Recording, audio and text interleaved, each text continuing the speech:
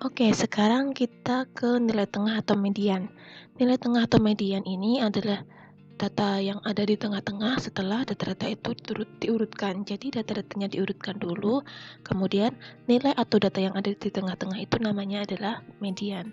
Oke, sekarang bagaimana caranya jika datanya berbentuk kelompok? Caranya adalah menggunakan rumus seperti ini. Oke, di mana L2 ini tepi bawah kelas median, kemudian ini adalah jumlah frekuensi sebelum kelas median, F2 ini adalah jumlah data atau frekuensi dari kelas median, nah P ini panjang kelas. Nah, artinya di sini sebelum menggunakan rumus ini kalian harus menentukan kelas mediannya dulu, di mana letak dari data itu. Apakah ada di interval kelas pertama, kedua, ketiga, atau keempat, dan seterusnya. Jadi kita harus menentukan dulu kelas mediannya itu yang mana. Oke, supaya lebih jelas kita langsung ke contoh saja. Untuk yang contoh nomor 3 ini, jadi di sini ada tabel distribusi frekuensi dengan interval seperti ini dan frekuensinya ini. Diminta menentukan mediannya. Nah, untuk menentukan median, kalian harus tambahkan satu kolom lagi di sebelah kanan di sini, yaitu kolom frekuensi kumulatif kurang dari. Oke, seperti ini. Nah, kita tambahkan tabel frekuensi kumulatif. Masih ingat ya caranya? Oke, ini Ibu hapus dulu supaya kalian ingat.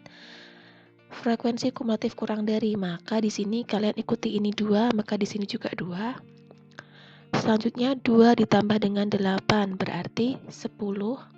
10 ditambah dengan 9 maka di bawahnya 19. 19 ditambah 6 maka di bawahnya adalah 25. Kemudian 25 ditambah dengan 3 yaitu 28. Terakhir di bawahnya adalah 28 ditambahkan dengan 2 yaitu 30.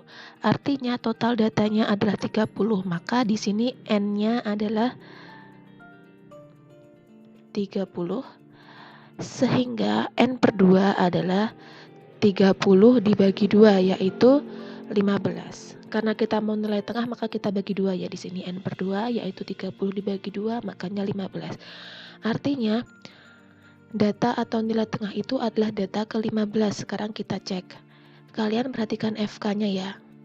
Oke, perhatikan betul-betul. Ingat di sini N per 2-nya 15, artinya datanya itu adalah data ke-15. Kita cari di manakah letak data ke-15 itu. FK di sini 2, 10. Berarti sampai di kelas yang kedua atau baris kedua ini baru ada 10 data. Maka untuk data berikutnya adalah di kelas ketiga. Jadi ini merupakan kelas ketiga ini merupakan kelas median karena data ke-15 ada di sini.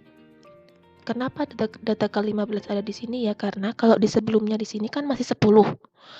Artinya di sini baru sampai data ke-10. Data ke-15 di mana? Berarti setelah data ke-10 yaitu di sini. Di kelas ketiga. Oke? Nah, sekarang kita sudah tahu bahwa kelas median adalah kelas ketiga yaitu dengan interval 31 sampai 35 itu ya. Oke. Jadi kita udah tahu sekarang kelas mediannya adalah kelas ketiga dengan interval 31 sampai 35. Sekarang kita tentukan hal-hal yang harus kita ketahui. Yang pertama L2. L2 itu tepi bawah kelas median. Kalian tinggal perhatikan ini. Kalau kalian sudah tahu kelas mediannya, tinggal perhatikan intervalnya bahwa tepi bawah itu kan batas bawah yaitu 31 dikurangi 0,5 yaitu 30,5. Oke, selanjutnya F2 frekuensi kelas median. Kalian lihat frekuensi ya, bukan frekuensi kumulatif. Kelas mediannya itu yang ini, frekuensinya adalah 9, maka di sini adalah 9. Nah, baru yang ini, jumlah frekuensi sebelum kelas median. Ini kalian perhatikan yang FK. Kelasnya yang ini, sebelum kelas median FK-nya adalah 10, maka di sini adalah 10. Oke. Nah, kemudian N itu adalah sigma F. N tadi ya, N itu adalah 30. Kemudian P itu panjang interval. Panjang intervalnya adalah dari 31 sampai 35. Berarti panjang intervalnya adalah 5. Oke. Kenapa bisa 5? Caranya seperti ini ya. 35 dikurangi 31 itu 4 ya. Ditambah 1. Selalu ditambah 1 ya. Maka 35 kurangi 31 itu 4, ditambah 1 jadinya adalah 5. Jadi panjang kelasnya 5. Oke, kita udah tahu hal-hal yang harus kita ketahui sebelum menggunakan rumusnya. Lanjut, sekarang tinggal kita masukkan ke rumusnya tadi. Nah, kita masukkan di sini, maka L2-nya tadi ini, kemudian N per 2-nya 15, sigma F2-nya 10, F2-nya 9, P-nya 5. Kita cari atau kita hitung, ketemunya adalah 30,5 ditambah dengan 2,78 yaitu 33,28. Jadi median datanya adalah 33,28. Nah, ini adalah contoh jika terbentuk tabel distribusi frekuensi. Sekarang bagaimana jika bentuknya adalah histogram seperti tadi ya? Bagaimana cara menentukan histogram ini? Kalian ingat lagi yang tadi. Yang tadi itu tabelnya harus memuat interval, frekuensi, dan FK. Artinya sama, kita harus membentuk tabel dengan yang memuat interval, frekuensi, dan FK. Frekuensi bisa kita lihat di sini, ini 5, 6, 10, 20, 9. Frekuensi kumulatif bisa kita cari karena kita udah tahu frekuensinya. Nah, sekarang bagaimana cara menentukan kelasnya? Cara menentukan kelasnya atau intervalnya. Oke, coba kalian perhatikan ya. Untuk yang kelas pertama di sini 10,5 tepi bawahnya, tepi atasnya 15,5. Kita kembalikan lagi. Ingat, tepi bawah itu kan batas bawah dikurangi 0,5. Maka untuk menentukan batas bawahnya 10,5 ini kita tambahkan dengan 0,5. 10,5 ditambah 0,5 adalah 11. Untuk kelas pertama berarti 11 sampai batas atasnya. Tepi atasnya 15,5. Kita kurangi 0,5 adalah 15, maka batas atasnya adalah 15. Oke, selanjutnya untuk kelas kedua. Lihat di sini sudah sampai 15 ya, caranya sama. Ini kita kurangi 0,5. Oh maaf, di sini karena yang di pertama tadi kan 11 sampai 15 ya. Kita lanjutkan setelah 15 yaitu 16. Oke. Karena jangan sampai ada dua angka di dua kelas yang berbeda. 16 karena sini 15 berarti yang kelas kedua mulai dari 16 sampai berapa? Kita lihat di sini. 20,5 kita kurangi dengan 0,5 yaitu 20. Jadi 16 sampai 20. Kelas berikutnya setelah 20 maka kelas berikutnya adalah 21.